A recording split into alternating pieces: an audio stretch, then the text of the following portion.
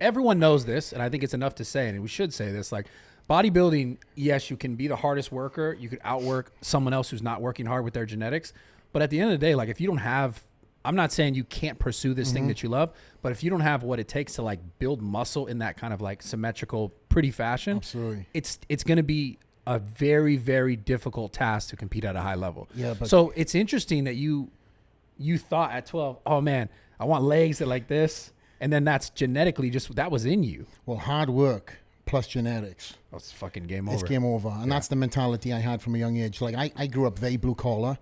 And I know we're kind of going all over the place, and I'll answer your question about the powerlifting in a little bit. But in terms of the blue collar aspect of things, my dad and my mum, you know, very hardworking people. My dad used to be in a steel factory, just retired after 40-something years. So I see my dad work doublers, back to back, 12-hour shifts. He'd have a couple hours off, he'd go back in, and then he'd still come and coach me and my brothers playing rugby every weekend, coached other teams too, refereed.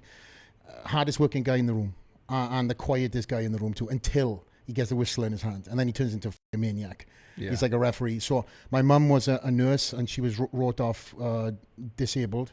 So I seen the struggles that she had and my dad had. You know, kid playing the computer games. Next thing, all the electric goes off in the house, all that stuff. And I remember that feeling. I know what it's like to feel broke, you know. Yeah. And that was a massive drive for me to become, you know, something. And before I talk about all the businesses and stuff, I knew that after somebody kind of told me, it's like, hey, you have the opportunity to do really well in this sport. I knew I had to take this chance. Who was that person? So that person really was Neil Hill.